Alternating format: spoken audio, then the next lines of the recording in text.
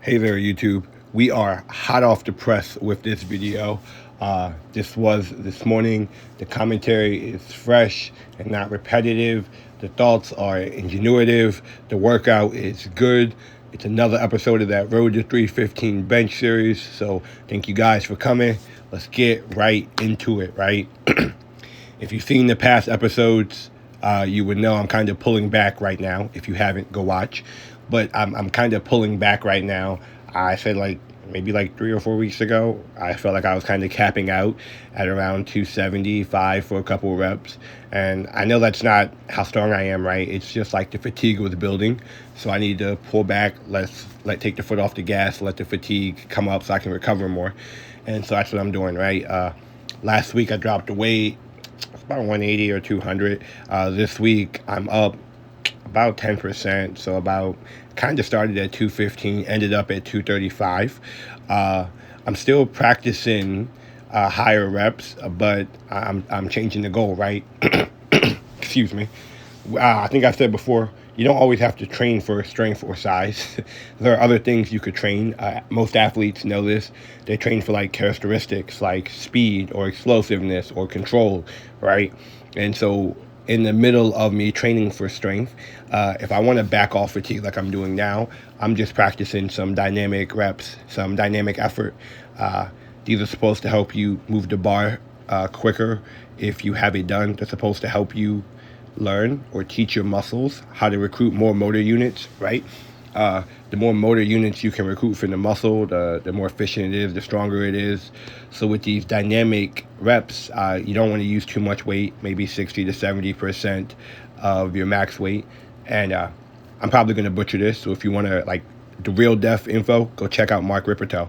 But 60 to 70% of your weight, and you're going to move that bar as fast as you can. Now, Mark, in the book, he recommended staying somewhere around 3 to 4 reps and doing EMOMs every minute on the minute for 10 minutes, 3 EMOMs as fast as you can at that 60 to 70%, right?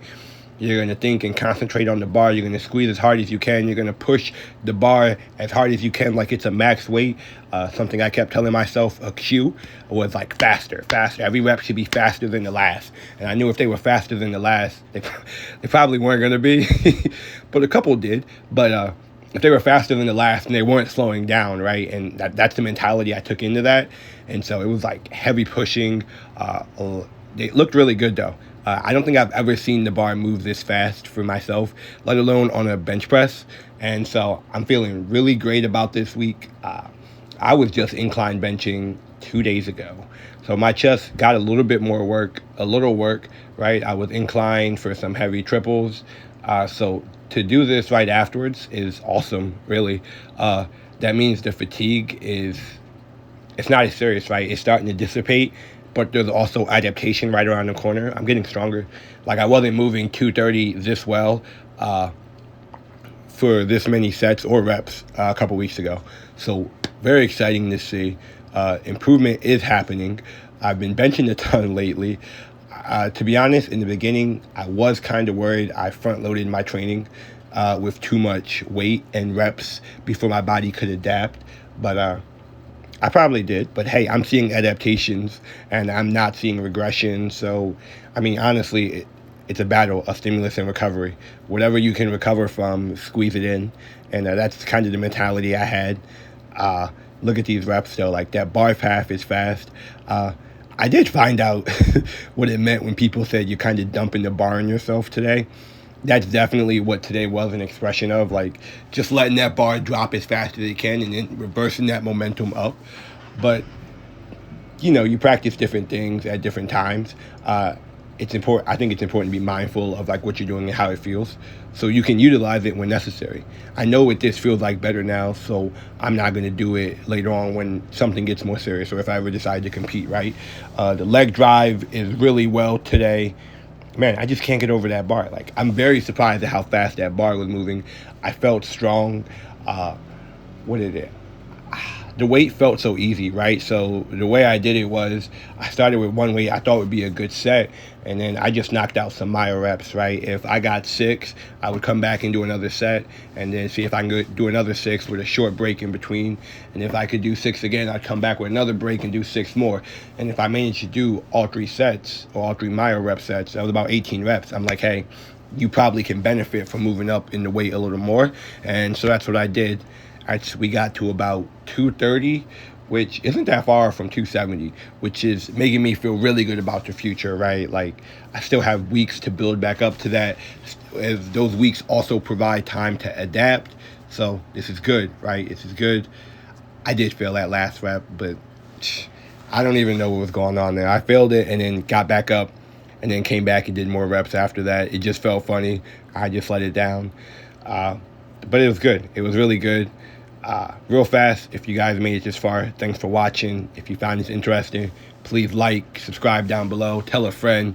We're all trying to get stronger here, so comment your questions if you have any. Figure it out together. But where am I going from here, right? I'm just focusing on my bench a lot. I think next week I'm probably going to go up 10 to about 10% at max, because at 230, 10% is about 20 pounds. And I don't really want to go higher than 250 right now. If the bar moves fast like it did today, when I go to 240 or 245 or 250, then I may consider it. But I want to see some speed there before I go right back up there. But another thing I really did good today is, I know usually I'm really big on supersets, saving time, so I do a compound accessory. Today, I kind of said screw that. Sometimes when I'm like in that mental zone with a compound and I can feel things going well, I'll just kind of cut the accessories for that first part of the workout. I won't not do them. I'll just do them later, but I will just exclusively focus my energy on the bench, right? Supersets are really nice to save time, but we have to acknowledge that, one, they're using more energy than if you just did one exercise, and two, like, they're taking attention away, right? All that effort and time can be saved resting for the bench, thinking about how to improve the bench. And so that's what I did. Some days when it's really clicking, I will just sit there. I won't sit there, but like, I'll cut out the accessories. 10, 20, the first 30 minutes are dedicated just to that compound, whether it's bench, squats, or deadlifts, just thinking about form, cues, and how to improve. I'm making a special sauce, right? And I don't want anything else to get in the sauce but what I want in the sauce. And so that was another good technique that I kind of keep in my back pocket. That and, the breaks. We all know powerlifters, you can rest a little longer for strength. I think Mark Rippleto says around 2 to 5 minutes. I rarely rest more than 40 seconds. Let's say 90. I usually do around 40 like I did that time, 40 to a minute and a half. I rarely rest more than 90 seconds between exercise. So I do know in the future, I don't know what is going on. Why am I laying here like I'm dead? I do know in the future, like, if need be, like, for that strength, like, that's always in my back pocket, right? Like, I can always pull out a longer break and just kind of rest a little bit more for strength. But we'll pull that tool out when we get there, right? I think I said before, you don't want to use everything and show the weights, all your cards. You want to save it for the last possible moment when you need it, like a Triumph card. Another thing that went really well are these underhand tricep extensions. Now, I know these irritate some people, but man, I got such a good tricep pump. You can see it. Like, you could just zoom in.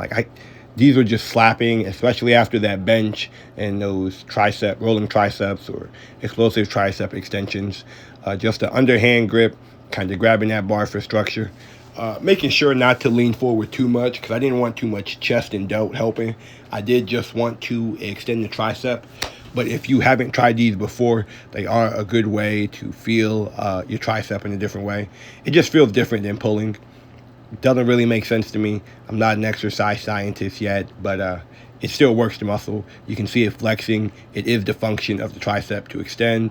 So that went well. And then we're going to move on after my bench. I did a little bit of tricep work. Not much shoulders today. I have a whole shoulder day that's getting more and more serious. And then I just came back to do some isolateral chest presses, right?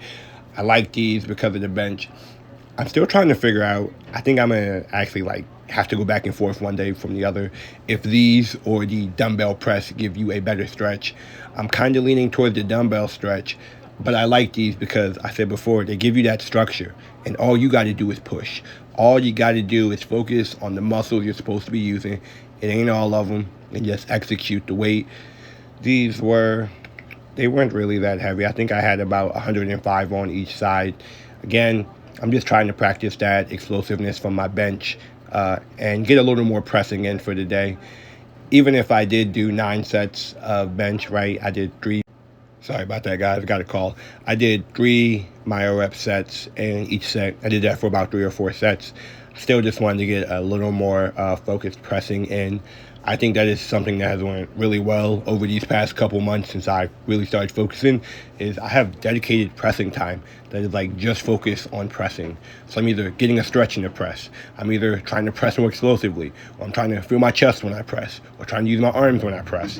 But this is the utility of practicing, right? And repetition is you just get to practice something until you can think about it 1,000 different angles and be even better at it. So if you made it this far, thanks for watching. My bad. I definitely intended for that to be the ending of the video the first time. But when I was coming back, I don't feel like re-recording a whole 10 minutes because I know I'm going to do it worse. I thought of some things that would really help you guys. And so I wanted to say, make this clip to say that, right? Something that I really feel like every lifter needs to learn. It's like the lifter's equivalent of like teaching a child how to read at a young age is a lifter should be able to understand percentages and what those percentages mean to them, right? And when I say percentages, I mean, I'm probably gonna make a whole video about this, but like percentages of your max weight, that is really gonna help you go further. And until I understood percentages, like that is probably the one thing I'm really comfortable saying. Until I understood percentages, I wasn't going to progress. I was going to have a hell of a time progressing, right? And they're so important because you get so strong, and there's different levels to this, but like after a novice, you get so strong that you can't keep banging your head up against the 90% or the 95%. You have to let your foot off the gas. You have to bring the percentage down and recover and do more there. And then you'll gradually gain the ability to do more as the percentages rise again, as you do more at the lower ends, right? Really confusing, but if you push too hard all the time, it will do you no good. You have to know, okay, I have between this weight and this weight that I can execute today, and this weight will not make me too tired to do next weight. That's really all percentages are, right? In the lower ends, they're more useful for I always struggle to say this, hypertrophy, whatever. And the higher ends, they're more useful for training for strength. Percentages are a really, really, really, really, really important thing for your lifts. Once you understand that, it opens the door to lifting to change in a different way, right? Just because the weight is a lighter percentage doesn't mean you have to lift it like a baby. You can have fun with lighter percentages. You can go all out effort with lighter percentages. It's just in a different way than you would do with higher percentages, right? Even, and I'm not there yet, but even just watching advanced or really advanced lifters, eventually you get so strong, it's usually that 500, 600 pound mark that your body can't recover in that typical week span. And you kind of got to go to that 14 or 10-day week span to kind of work in your adaptation, your recovery, and your strength. So I hope this helped you guys understand percentages a little bit more. I'm definitely going to make a whole video about it just because I think it's really useful. And this is definitely the end this time. This is.